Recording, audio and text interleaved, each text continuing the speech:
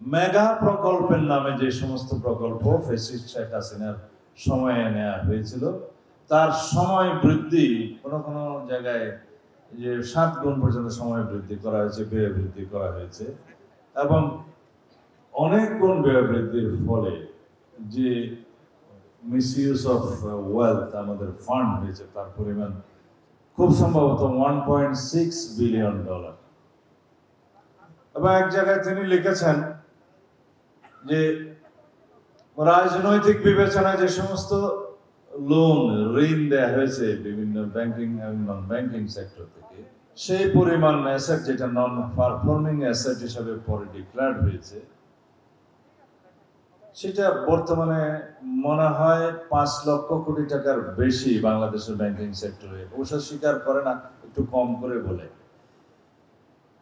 সেই পরিমাণ, তার ভাষায় যে পরিমাণ এই নন পারফর্মিং অ্যাসেট হয়েছে, পলিটিক্যাল বিবেচনায় লোন দেয়া হয়েছে, ঋণ দেওয়া হয়েছে বিভিন্ন রাজনৈতিক গোষ্ঠীকে, সেটা দিয়ে 24টা পদ্মা সেতু নির্মাণ করা যেত। কল্পনা করা যায় না। এই বাংলাদেশ থেকেই এই সমস্ত প্রকল্প, ব্যাংকিং সেক্টর এবং অন্যান্য ডেভেলপমেন্ট সেক্টর থেকে, ডেভেলপমেন্ট প্রজেক্ট থেকে যে পরিমাণে মানি লন্ডারিং হয়েছে এবং টোটাল বাংলাদেশ থেকে যে পরিমাণ অর্থ পাচার হয়েছে, ওই সময়সীমার মধ্যে তাদের রিপোর্টের এক্সিকিউটিভ সামারির প্রথম পারায় বলা আছে এটা 29,25,000 কোটি টাকা। আসলে কি আমরা গরিব রাষ্ট্র ছিলাম? আমরা গরিব রাষ্ট্র ছিলাম না। আমাদেরকে এই তস্কর সম্প্রদায় গরিব রাষ্ট্র বানিয়েছে।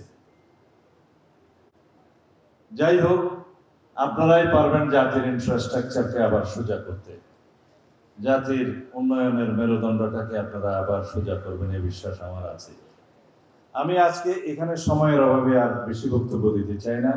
আপনারা যে উদ্যোগটা নিয়েছেন এবং একত্রিত হয়েছেন, বিগত ফ্যাসিস্ট সরকারের সময় আপনারা এইভাবে একত্রিত হওয়ার সুযোগও ছিল না। আপনাদের ভিতরে যেন কোনো দলাদলি না থাকে, এটা কেন বলছি আপনারা নিজেরা বুঝে নেন। আপনারা সবাই একত্রিত থাকবেন, যে কোনো জাতীয় উন্নয়নের ক্ষেত্রে আপনারা সমন্বিতভাবে আপনারা অবদান রাখবেন।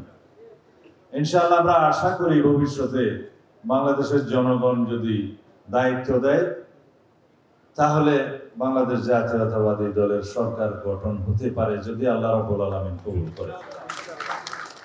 সেই ক্ষেত্রে আমাদেরকে যে চ্যালেঞ্জগুলো মোকাবেলা করতে হবে, সেটা আপনারা রাস্তায় যদি গাড়ি নিয়ে বেরোন দেখবেন। আমি কয়েকটা জায়গায় গিয়েছিলাম, কোথাও এমন কোন সড়ক, মহাসড়ক বাকি নাই যেখানে 1 ঘন্টার রাস্তা যেতে 10 ঘন্টা সময় লাগে না। সিলেট থেকে ঢাকায় আসতে নাকি এখন প্রায় 24 ঘন্টার মতো সময় লাগে। বিমানের টিকিটের দাম 2 গুণ 3 গুণ বেড়ে গেছে সিলেট ঢাকা। কেন হয়েছে? কিভাবে হয়েছে? আপনারা নিশ্চয়ই অনুমান করতে পারেন। যাই হোক, সেই চ্যালেঞ্জগুলো আমাদেরকে মোকাবেলা করতে হবে।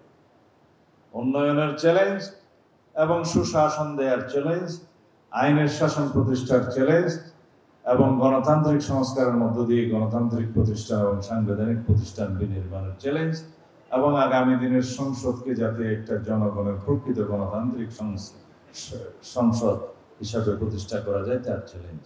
এগুলো সবকিছুই আমাদেরকে একই সময়ে মোকাবেলা করতে হবে।